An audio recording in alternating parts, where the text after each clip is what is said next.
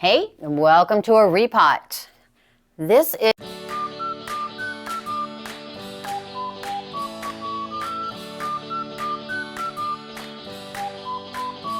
a strolling video. Where is it? We have, I don't know if you can see it, but it's just right there next to my finger. We have a beautiful root coming. So now is the time. The media that this is in, it looks like broken down bark. It kind of resembles, let me just, oh no, it's not. Now that I'm touching it, because I wouldn't touch it before. Now that I have gloves on, I will. This is that peat moss stuff. That, like stuff that they use for plugs. That's what's in there. I don't know if it's all in there, if it's just mixed in, so we will see. It is a NOID Phalaenopsis dendrobium. She does have a beautiful, let's see, let me just set her down real quick. So she does have this beautiful growth right here. And then she grew this one here. And this one here is the latest one. And the reason I'm assuming it's the latest one, they could be grown together. They could have come out together because they are both coming from this main cane here. But this is the one that's growing the new roots. So I have to be very mindful and keep that root in my forefront so that I don't break it. And I'm such a cleaner of sheaths. I'm so tempted to go in there and clean all that off of there, but I'm not. Oh no, oh yeah, this is all the way through. Oh my goodness, ugh.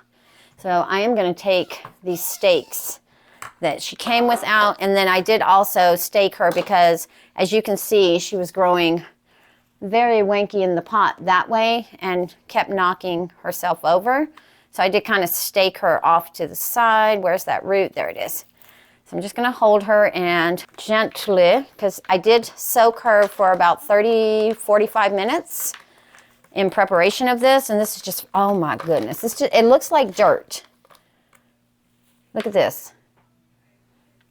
So the mix that I have prepared, because it is used to being in this super, super moisture retentive media, is a small bark, heavy perlite and moss mixture so that the roots that are still going to be on here don't decide to, I don't like this media, so because it's so different from what I'm used to, drop. Hopefully that's the plan. Now, I also am thinking that perhaps once the root system really gets going on this new cane, is unpot her and then just cut off what has died to keep that media fresh. Because with that moss in there, decaying media will raise the pH a little bit higher sooner. Did I? No. Ooh, I thought I broke that. And she does have, now that I've removed some of this, I'm just going to call it dirt. I mean, it looks like potting soil, to be honest with you. And all these roots, oh, and then on top of that, she had a moss plug in the center. So, Ken, if you ever watch this, that may be what happened with the ones that were sent to you, is in this peat mix and then moss in the center. Probably didn't realize it was still wet. Who does that? Well, I guess someone who grows in a very tropical, warm environment, that would work. However, I do not grow in a tropical environment. I'm nowhere near a tropical environment. I do grow indoors. I have some artificial lighting, primarily my Cattleya and my summer bloomers, and so I guess there's a variety that are under the lights, but mainly it's my summer bloomers and Cattleya that get the better light, my Phals, my girls, you know. And most of the dead roots in the center came out with that moss plug. And these roots here are actually not that bad. But what I am going to do, I have a little bowl of water over here that I'm going to rinse this off so I can see these roots a little bit better. But first I'm going to pull off the ones that are, but I'm going to show you this. Look at this. It looks like dirt. Just, look, you can just pick it up and, doesn't that look like soil? Oh, there we go. So let's just rinse this real good so we can see what we're working with. And I have another bowl over here that we can use to put our cuttings in. I just want to rinse most of this off because this way, look how clean that looks. Look at that, just that little bit of water rinsing. And now we can see what the roots really look like. And I'm thinking I might not have the right pot size, but let's see, is this a branching root system or not? I am. So these two canes right here, I'm just going to cut them off because, where's that root? It's on that side. I'm going to take the glove off first because she does have the other two. So I'm going to start with this first one back here. There we go. And cut that right on off of there because that will take care of a lot of the roots that maybe are not any good. Did not bring my cinnamon, so that just means that she will have to dry out because I was not planning on cutting any canes off. But let's just look. Nice, clean. No purple in there, which is what we like. No purples. All right, let's see. I'm going to lay her this way so I can see what I am doing. And then I'm just going to cut off all the roots that I feel are no good. And then we will put her in the pot. So I'll be right back. So I was asking if it was a branching root system, and as you can see from this one alone, it is. That said, and this one was already cut off from the old one, I'm not too concerned then of doing what I'm about to do, which is just clip all these from the bottom so I can make room for the pot that I ordered. Not ordered, but picked out for it. Let's see, that one's okay. Because a lot of it was kind of not very good at the very, very bottom. Now I am going to remove the sheaths around all of them but the one where the root is growing. Let's just put it that way. Because I don't want any rot to happen. I'm going to go grab my cinnamon as well because I'm afraid that if I don't, it's going to get bacteria in here. And these that I'm cutting off are good at the bottom, but they weren't very good at the top. So we just cut those away because we know we have a new root system on its way. So I'm not as hesitant to cut roots as I would be if I was doing this as an emergency repot. Make sure I get all this spag out of here. And Loki is fussing at someone across the street. So if you do hear him, I apologize for that. But as I have said in previous videos, I'm just getting all of that gunk from up by the base because, again, I do not want any rotting in that area where we just cut. Let me go get the cinnamon. I would feel much better if I sealed that off. Be right back.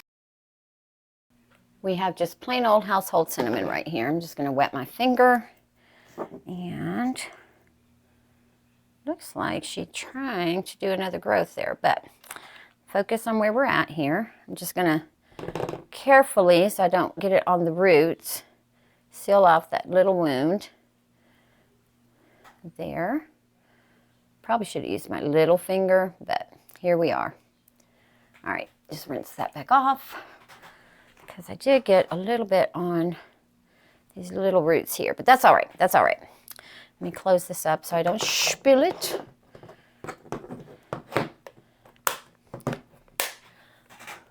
Now, we have this pot and we have this pot, both of which you can get at the Orchid Supply Store. This is a clear pot. It has nice big holes at the bottom and no air slots on the side. This one has a cone in the middle, as you can see, lots of aeration. Which one should I use? Going along the thought process that she or he, whatever you call them, most people call dendrobiums he, so we'll call it a he. He is used to being in a very obvious moisture retentive. Matter of fact, that's the second time that I have watered this since I've gotten it. And I've had this almost a month and a half, maybe 2 months. So that tells you how long that's been holding that water. But it is used to being in moisture retentive media.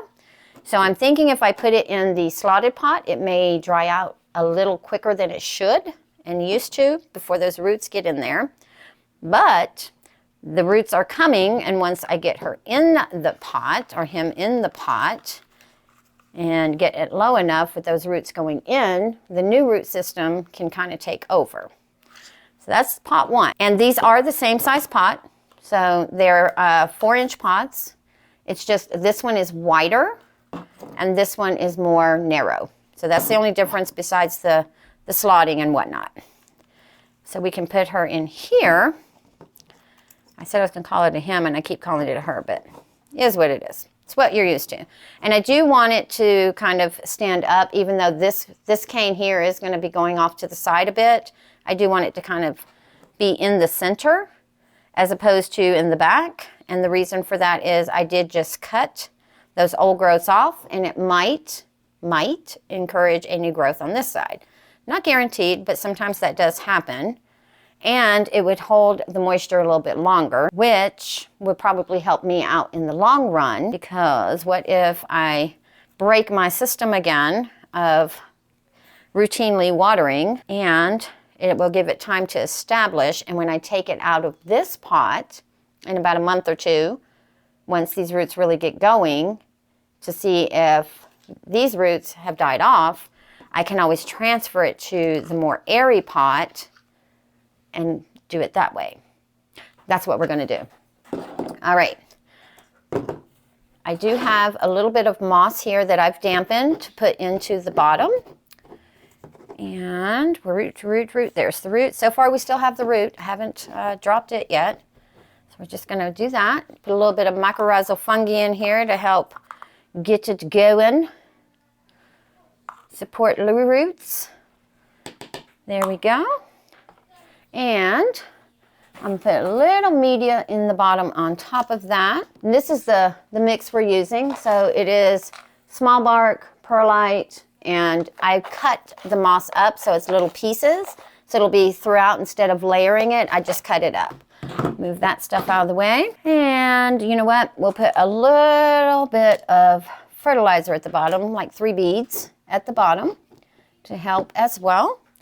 And then we will get it all filled in, and then back. You know what? I really want to cut this one, and I am. I'm actually going to cut that one because it's got a kink, that one because of the kink, and that one.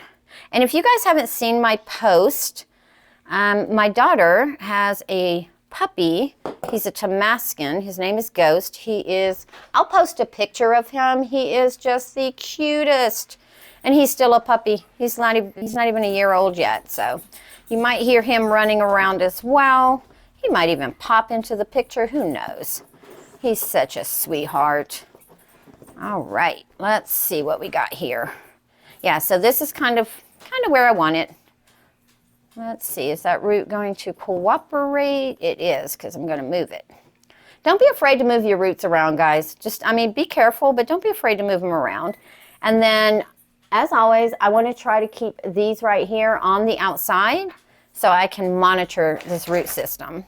And I'm actually going to start back here because the hole is a little bigger back here, and I'll be away from that new root that is coming. Yep, okay. I had to make sure I didn't break it.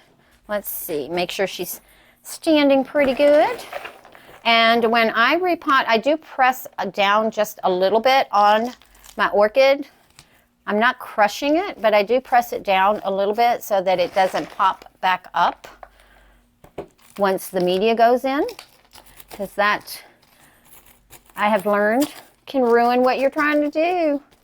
And you know what? We're just going to take my skewer here, and I'm just going to wiggle that in underneath. This way, I'm less likely to break those roots with my big fat fingers. My big fat fingers.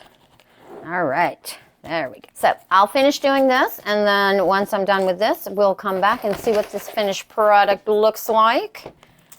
And in the meantime, if you have had a similar issue.